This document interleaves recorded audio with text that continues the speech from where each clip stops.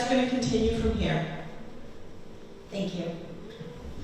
You know, it's raining outside, but there is so much sunshine in this room, I think we can overcome the weather. I have one thing to say to Charles. There are a lot of people who think that I don't have legs because I never, ever, ever wear a dress.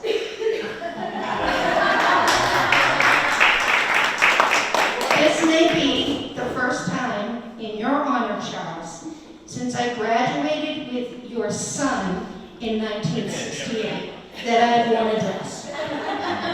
And it's for you. So first up, your beautiful granddaughter is going to tell us a little bit about you. Jennifer Sanderson.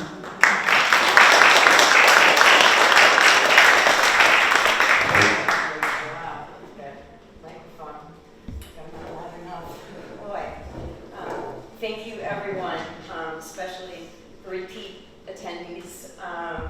2 down, 1 more to go, I think, May 22nd. But anyway, my grandfather is a source of immense pride to me.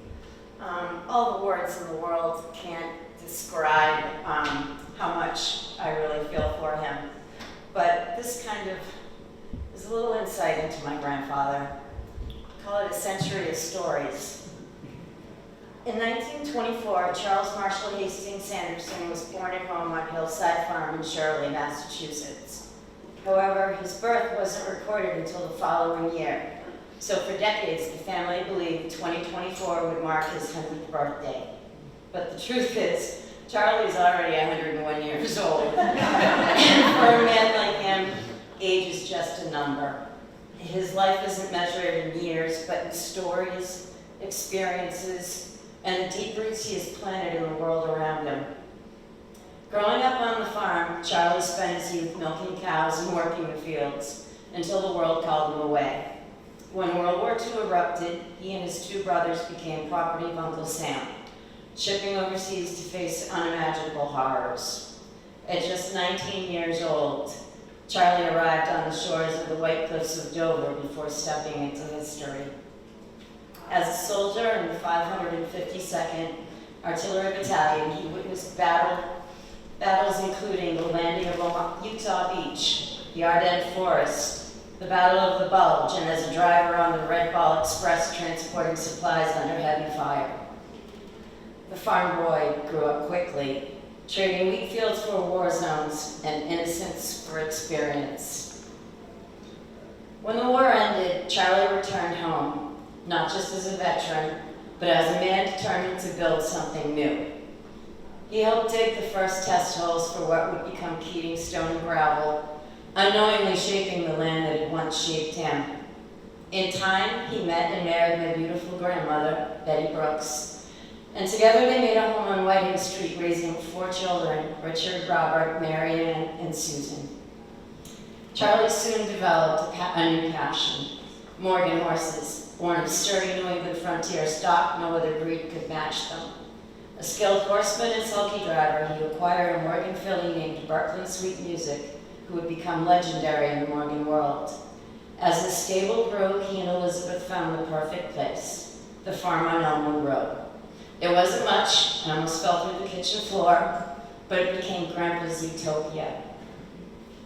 Beyond his war service and his love for horses, Charlie is a gifted hunter and tracker whose deep respect for nature and animals has left a lasting impact on the entire family.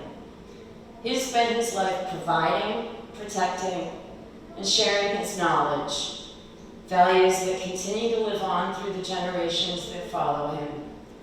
At 101 years old, Charles Sanderson is not just a man of history, he is a man of the present. His stories are still being told, his wisdom shared, and his legacy still being written. Thank you, Grandpa. You can't hear me, but I love you to pieces. Thank you, everyone, for helping us celebrate this day.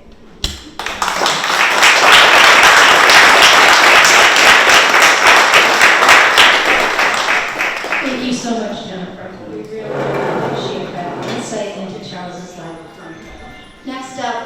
have our local historian about the Boston Post cane, Pete Lincoln.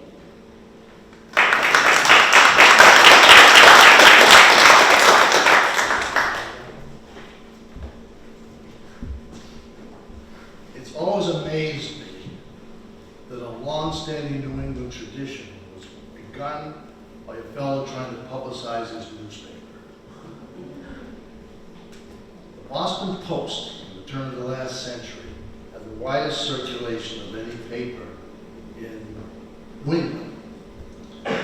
But the owner of it, whose name was, tell me again, Edwin Grosher, decided in 1909 that circulation was primarily in the cities of the states, and so he decided to do something to expand to rural areas. So he got an idea to go to New York and hire a firm to make 700 ebony from India, from Africa, canes with a gold-topped head. And he counted all the towns in Maine, New Hampshire, Massachusetts, and Rhode Island, and found there were about 700 rural towns in those 4 states. So he had 700 canes made, and they had a gold tip and a gold head, and on the head it read, "Boston Post presents this cane to the eldest man in his town." They sent the 700 out to the select boards. It was up to the select board to pass them around and find out who the oldest man was. Well, in 1920, women got the vote. And from 1920 to 1930, there was quite a bit of controversy over the fact that it was just going to a man. In 1930, it became the oldest citizen. And it's been that way for the last 95 years now, going just to the oldest person in town. Over the last 95 years, several of the canes, quite a few of the canes have been lost or destroyed or stolen. But my son lives in Draycott, and they just found the Draycott cane at a yard sale. Someone tried to sell it. But there are still about 550 canes extant. And there is a website that you can go to, bostonpostcane.com. And all of those towns' status of how they pass out the cane, or where the cane, the number of people who have had the cane, is listed there. It's quite an interesting website. And when there are things like Draycott happen, they make a big deal about it. Most of the towns now do as we do. They keep the original cane secure. Ours is, if you want to look at it, it's out in our lobby out here, made by a case Don Gillis, some of you might remember me. And the awardee is given a token just in that regard.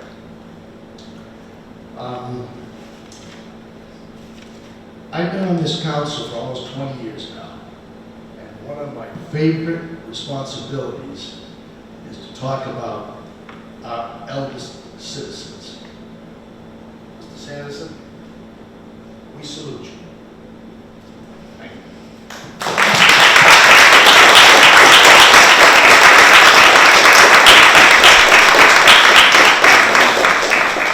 And now it is my honor to present you with the Boston Post cane pin and a certificate assuring everyone here that you are our oldest citizen and our most honored citizen.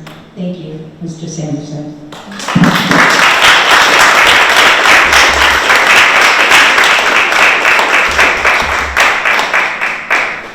I'm gonna have somebody else put that on when I stick you.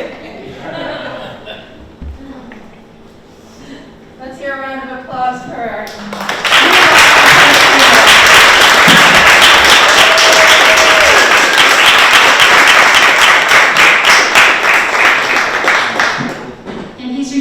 another accolade today from the Central Mass Quilts of Valor. Let me introduce Joan Schwerin. I hope I pronounced that right. That's perfect.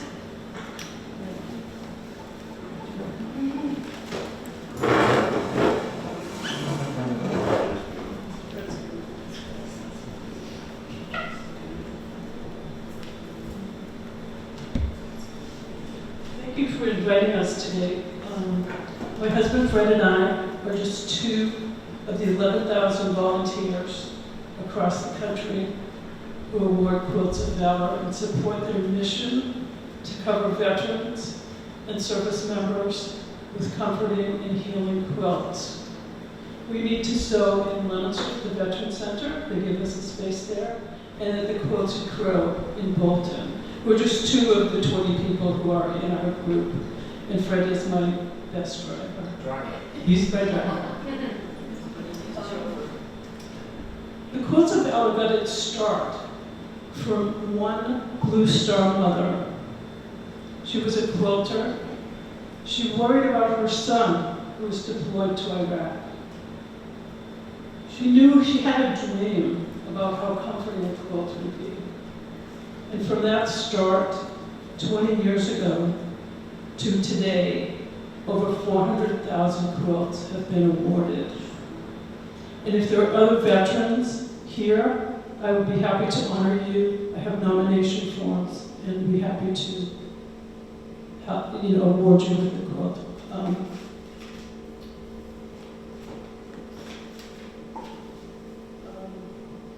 We're here today to honor Charles Sanderson in his service in World War II.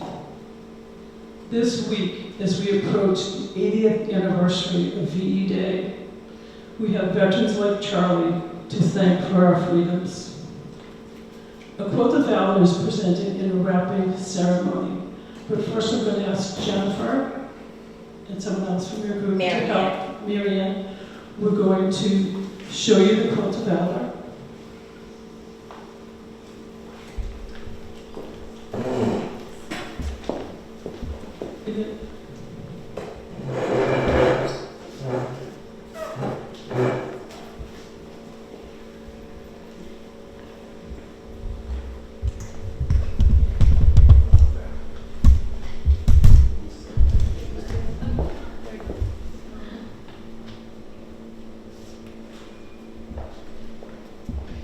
You stand up right in front of you.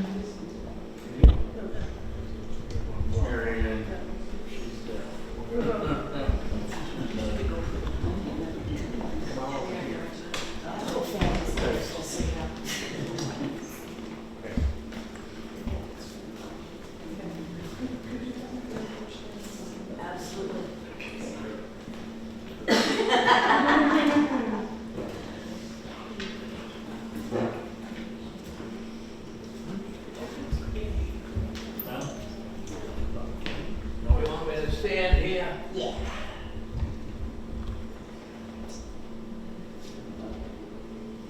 We can get in a seat and we will proceed with the wrapping. No, I can do it. Okay.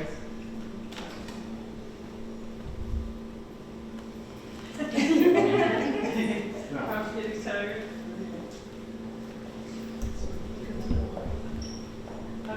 We present this in a wrapping ceremony. What are you trying to do? Get me ready for burial?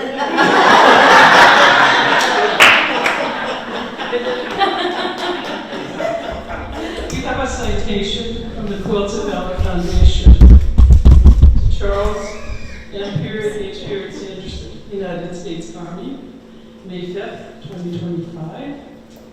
The Quilts of Valor Foundation wishes to recognize you for your service to our nation. We consider it a privilege to do so. Though we may never know the extent of your sacrifice to protect and defend the United States of America, we award you this Quilt of Valor as an expression of gratitude from a grateful nation. Thank you for your service and welcome home.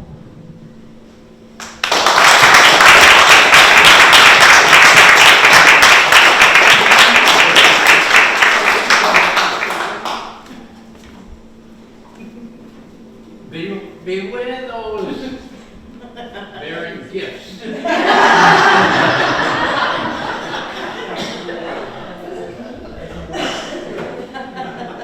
Thank you.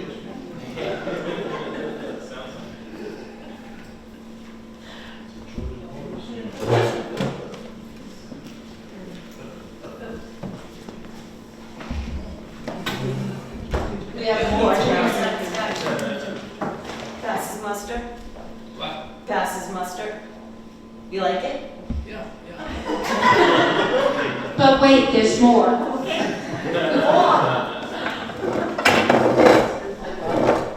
I'm gonna say, yeah. What'd you do? I don't know. We have more. No, you can stay. You can sit one track. Hang on.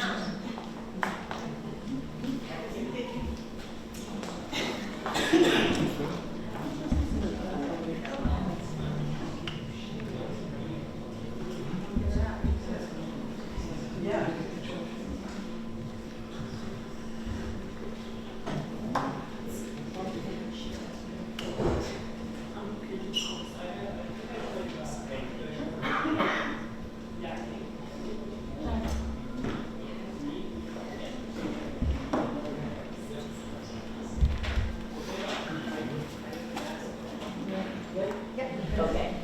You're free. Did you get all that? What's that? You're released. Oh, sit down.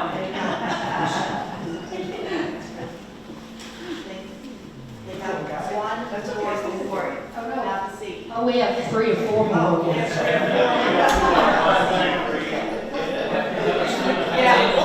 Great. 3 times they're gonna sit down? Yep. We have 4 more. 4. Just keeps going. So next I'd like to introduce Beth Walsh. She's representing Senator Cronin. Hey, Thank you, Beth. they keep that one well hidden, don't they? Thank you, Deb, and I'm going to ask Representative Scarsdale to join me as well. I think we were here not too long I'd like ago to voice my to opinion celebrate on that. Charles, and he's going to have quite a collection of these citations from the legislature. So I would like to jointly present this to you to recognize the joyous occasion of receiving the Boston Post Kane Award and joining the Century Club. And this is a citation, and we'd like to welcome you to both of those. And Representative Scarsdale, you want to say a few words? Just as Beth said, we were here a couple of weeks ago, but Charlie is a man who has many accomplishments. I assume we're going to be back again before you know it. And just, again, thank you from a grateful nation for your service and your valor, your dignity, your courage, and your grace. Just step.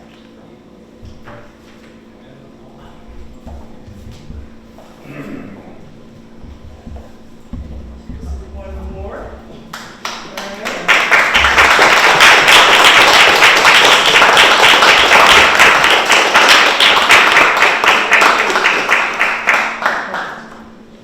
Congratulations. Congratulations. Receiving the Boston Post Kane Award.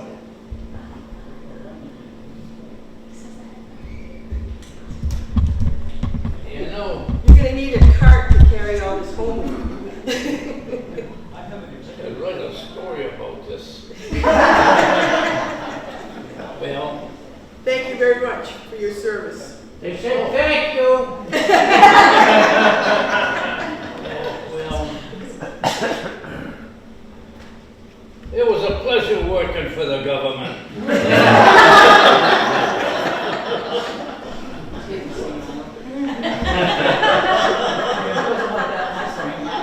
But I wouldn't want a job again.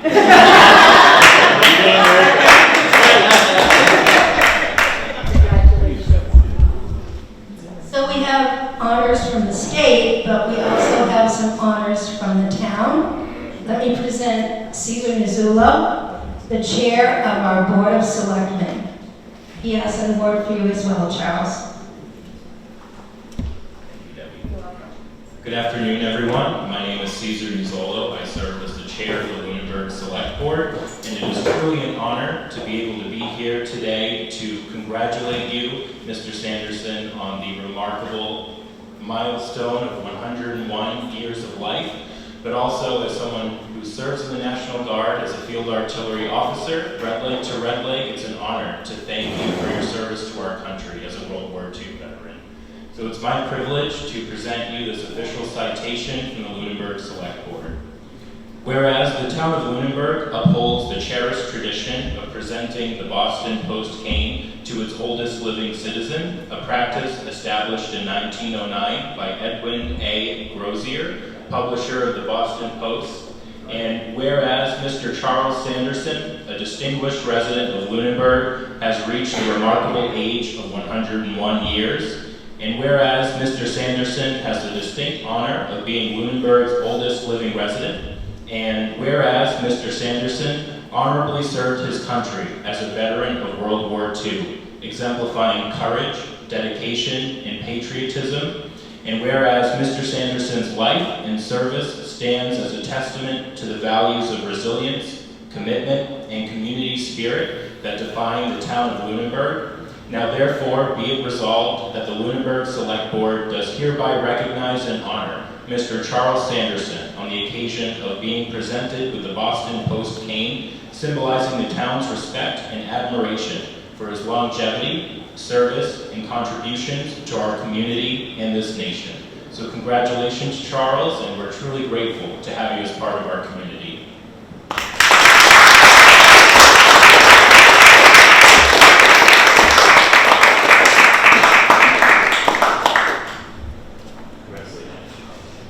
One more for you.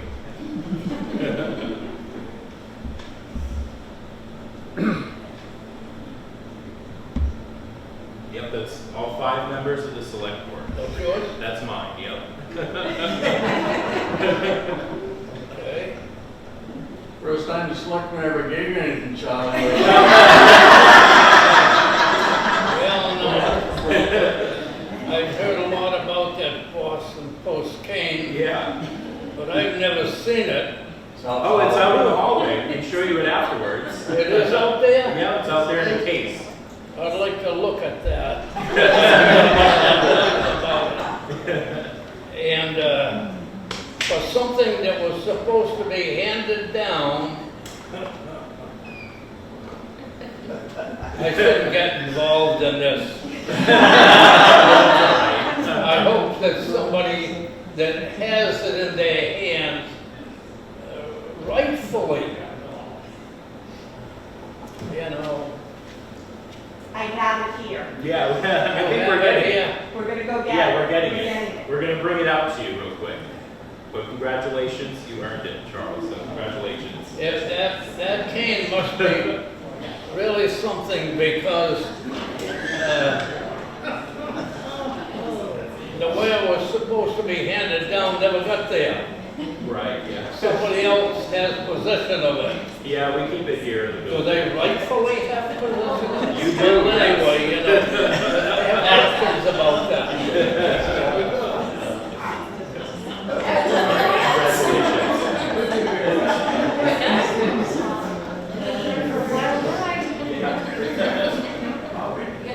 He's not afraid. Okay, well, we still have one more ceremony left for you, Mr. Sanderson. So a while back, there was a time when we couldn't give away the Boston Post canes to somebody in Lunenburg that was our oldest citizen who turned 100, who'd been in town for a long time. It just didn't work out. They had moved away with children. They were in a nursing facility or whatever. And this is a banner day because our oldest citizen has been in Lunenburg for a long time, gets the Boston Post cane, and is 101 years old. We created the Century Club for people like Fred Cuddy, who you might know, who had moved away from Lunenburg with his family and had turned 100, but wasn't eligible for the Boston Post cane. So we have 3 members who had moved away or weren't eligible for the Boston Post cane, who had been in the Century Club that we created. This is the first time that we have a Boston Post cane recipient who is 101, and we are going to initiate you to our Century Club. So, congratulations, Mr. Sanderson. We are so delighted that we are able to give you both awards today. And I have a plaque for you. It says, the Council on Aging Lunenburg, Mass. Century Club, Charles Sanderson, 2025. Congratulations.